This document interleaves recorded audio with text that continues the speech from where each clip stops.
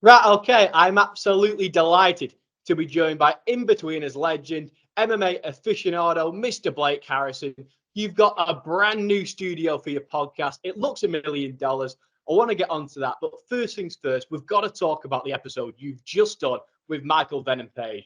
You've made us all laugh on the In-Betweeners. You've done more serious roles in your career. But I reckon there's a new role for you because I think you do a fantastic Sherlock Holmes. The way you were questioning him, the way you had the light in his face on that UFC interrogation. Honestly, it was like watching a prime Ant Middleton on SES Who Dares Wins interrogating one of his recruits. Could you tell me all about this process? Well, I mean, to be honest, we just tried to come up with a funny way of trying to ask the same question he's probably been asked for the last 6 months, which is, are you going to the UFC?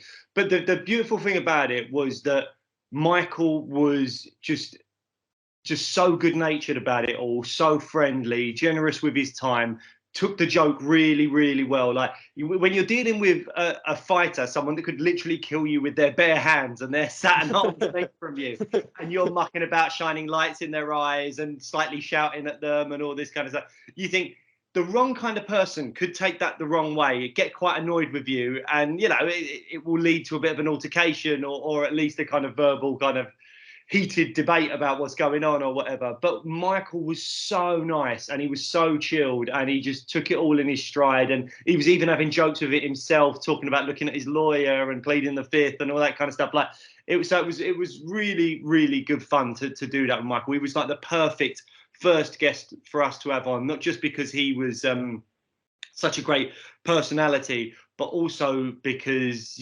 people are very interested in what's going on with the future of his career. He's arguably the most exciting fighter the UK has ever produced in MMA. One of the best highlight reels that could stand up to anyone's highlight reel, I think, globally. And he's a Londoner, he's a UK boy, and it's really nice to meet him and chat with him and realise that he's not just this flashy, brash kind of fighter with these viral celebrations and all that stuff. He's actually really down to earth, chilled out, lovely bloke as well. It's amazing. And I think it's a testament to how good an interviewer you are because you can do these fun things with Michael Venom Page. But then on the other end of the scale, I remember when you had Michael Bisping on, you had him telling this fantastic story, almost, well, I say fantastic, it was almost like a horror movie. This guy breaks into his house in a mask, pours petrol over his house. And I don't want to ruin this whole story. People need to go and watch the episode. But what's it like hearing stories like this? And is there any others that particularly stand out where you've just been open mouthed hearing it? Oh, there's probably been a few. We've done so many interviews now. It's probably hard to kind of really pick up on, like remember all of them and stuff. But Michael's interview was fantastic. I mean, I read his book, The Quitters Never Win book, and so I knew of the story, and I felt like we had to get that on the show. I mean, just what some of these fighters go through in their lives to lead them to a place where they're willing to step into a cage and fight another human being for a paycheck. Some of what they've been through is crazy. I mean, it is kind of movie worthy. I mean, you only have to look at someone like the best kind of biopic that hasn't been made yet, for my money, is Francis Ngannou. I mean, look at what that guy has been through in his life. Sand mines of Cameroon, making that illegal crossing over to Italy in a dinghy. I think he tried it multiple times, nearly died. He's got scars from the barbed wire that he climbed over on his body. Is in prison for a little bit because that's where they detained those kind of illegal immigrants. And then he boards a train to Paris, gets there, is homeless, and then 5 years later, he's the UFC heavyweight champion of the world. I mean, if you just read that in a script, you'd go, this is not believable. But it really happens to these fighters. And Michael Bisping, to win a world title with one eye because Vitor Belfort detached his retina, and Belfort was on all the steroids, all that kind of stuff as well. So, it is, these fighters have had very unique lives. And I think it's really an amazing thing to highlight the trials and tribulations of their lives. But also what I love about it is you get some fighters like Kenny Florian or Corey Sandhagen that are like the sons of doctors and have done psychology degrees and are incredibly intelligent, well-educated men and obviously women in the sport as well. And they're still doing it as well because they love to compete. You know, it's such a unique blend of characters, and also none of them have like media training or anything like with a lot of other top sports where you're just going to get the, oh, it was a game of two halves, and oh, we do it as a team, kind of like really basic answers that you can get from everyone. These guys and girls, they just kind of, they speak from the heart, and it makes the interview so much more captivating, I think. I completely agree with you, because all these stories, all these fighters have completely different backgrounds, from the people like Francis Ngannou to others like TJ Dillashaw, who've come from completely different routes. Yeah. Some have struggled, other are academics and almost use fighting as an intellectual practice, an art form, if you will. I'd like to delve a little bit deeper into your personal background. Did it start with Conor McGregor? Did it start with watching The Ultimate Fighter back in the days when it was on Spike? Where does it start for you? Yeah, so I remember the UFC, sorry, being on Bravo back in the day. And for a very long time, if there was ever an opportunity for me or my brother to sneak up behind the other one, grab them in like a body lock and shout Matt Hughes and then try and slam them to the ground, we would do it. That's what we thought was fun. Yeah, but I wasn't like a hardcore fan. I would dip a toe in, Chuck Liddell, Tito Ortiz, bits like that. And then there was a series of The Ultimate Fighter that was Chael Sonnen against John Jones. It was also the series that Uriah Hall and Kelvin Gastelum were parts of the teams in The Ultimate Fighter. And that just got me super hooked and sucked in. And timing-wise worked out perfect, because that was when Conor just started his rise as well. And it was around that moment that that I just got really into it and was watching it pretty much every week and just constantly going in on it. And then yeah, I don't know, it sort of became an obsession for me. Like, so for the last, like, I don't know, 5 or 6 years now, my podcast of choice would always be MMA podcasts. I'd be listening to Ariel Helwani, MMA Fighting, and Severe MMA with Sean Sheehan and people like that. And that would be my thing that I would get on the train and listen to or work out to and something like that. And then I did Stu Whiffin's podcast, which is a music-based podcast. And we did a 45-minute chat about music, somehow stumbled onto MMA and spoke for well over an hour about it, and realized neither of us had a friend that enjoyed MMA as much as we did. And in each other, we saw sort of, I suppose, a bit of a kindred spirit in terms of their like love of MMA. And because Stu's got like a lot of podcasts and he knows what he's doing with podcasts, it was the pandemic as well, so there wasn't much work on for me. So we just kind of went, well, let's give this a go.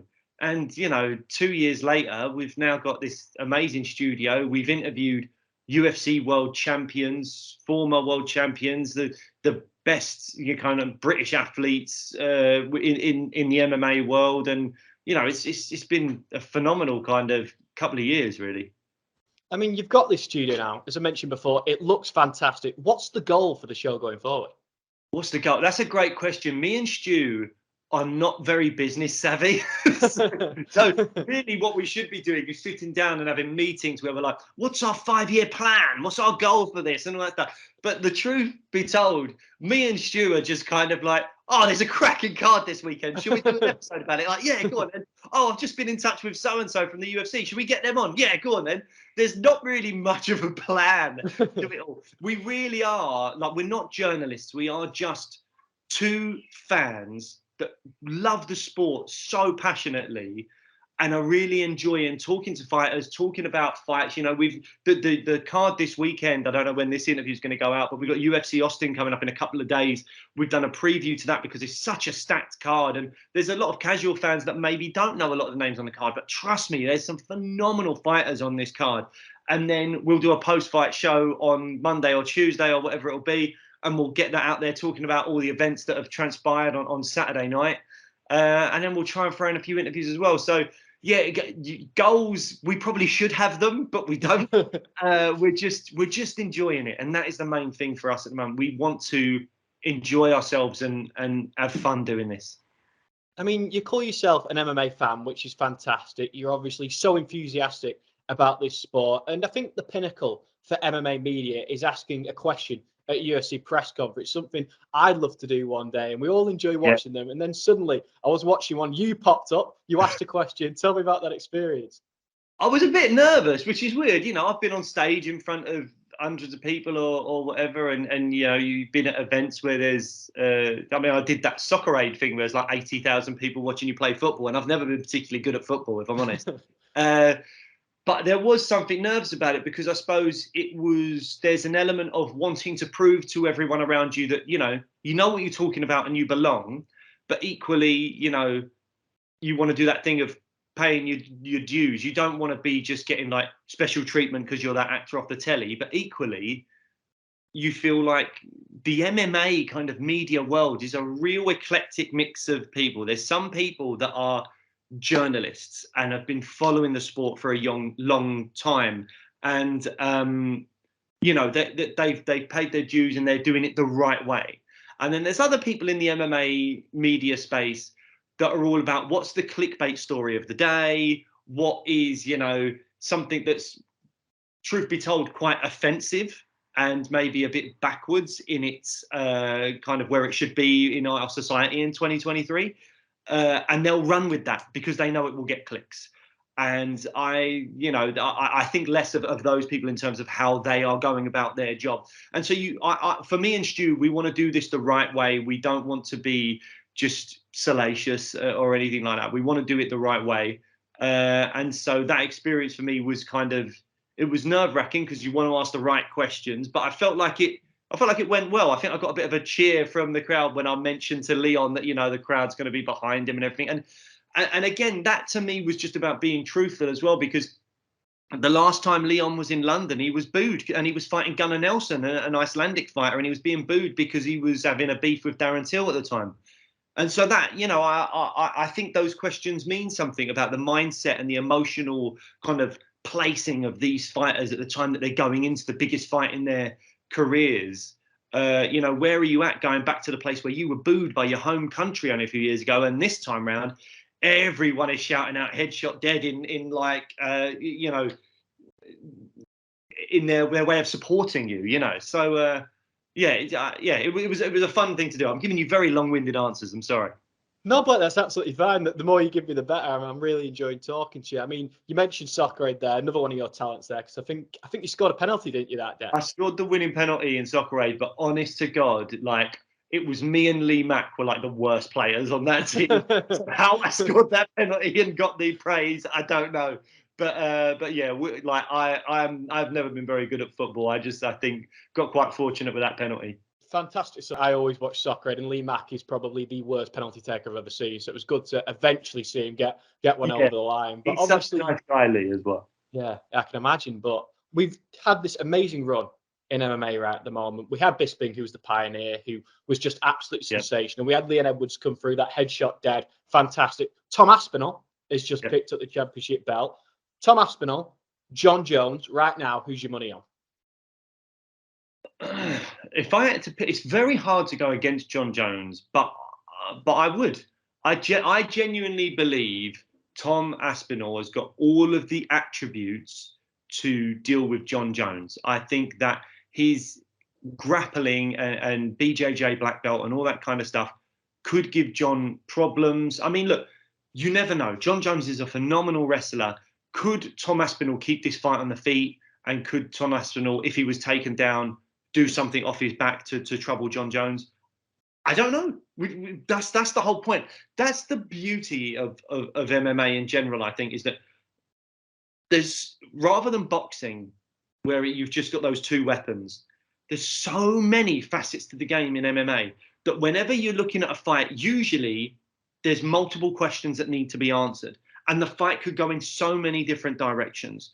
And even fights where you think it is a foregone conclusion, looking back at 2023, we've had a few of those. We've had Alexa Grasso, Valentina Shevchenko. We've had Sean Strickland and Israel Adesanya, where you're going into that fight going, it's not about who wins, it's about when they do it. And then all of a sudden, the whole thing flips and you're like, what am I watching? How the hell has Sean Strickland just outpointed Israel Adesanya? It's absolutely amazing. And I think this sport, because of the fact that there's takedowns, kicks, elbows, knees, you know, you don't have to go to the head. You've got the body, you've got the legs, you've got the takedowns, you've got the submissions. There's so many facets to it. And that's what makes it so exciting for me, that you've got so many different ways that a fight can end at the drop of a hat. Yeah, that's definitely the beauty of MMA. But I've got to throw in one in-betweeners question for you. Go We on. know that Neil can fight because we've watched him on the field trip beating a fish to death. So we know he's got the minerals in the locker, right? Yeah. But if you could stick him in the cage with any MMA fighter of your choice, who would it be? Obviously, I've got a very soft spot for Neil. I don't want to see Neil get smashed up, even though he absolutely would. I think Neil would maybe have to like cut a lot of weight, but be a lot taller than his opponents and be rangy. So I'd like to see him against like a short, stocky guy that I don't know. Maybe he'd make like maybe he could cut down to like bantamweight and fight. I don't know, like a Ricky Simone or someone like I've interviewed Ricky. He's a lovely guy. This is not me fighting Ricky. This is Neil. So yeah, I don't know, some kind of short, stocky wrestler. Marab, someone short, Marab Dvalishvili. He can try and stay away from him and use that range and just try and keep him at bay with his long limbs. I mean, the next time I'm speaking to Dana White, I will put that to him and see if we can get that fight over the line. But Blake, it's been an absolute by the way, just pleasure. to say, that is a fictional character fighting Marab, not me. I'll make sure he knows that and there's no confusion because I don't want you being chucked into the cage against your will because that would be, as a journalist, probably a bit of a mistake on my part. Yeah, I mean, I'm a 38-year-old man. Anything like that is well beyond me now. But Blake, a genuine pleasure speaking to you. I love MMA, so this has been an absolute pleasure. Obviously, you're going to do amazing things with the podcast. I think the studio looks tremendous. The Michael Venom Page episode is just a sign of things to come. But before I let you go, is there anything else that you would like to add? Anything you're looking forward to in the world of MMA? And just any closing remarks?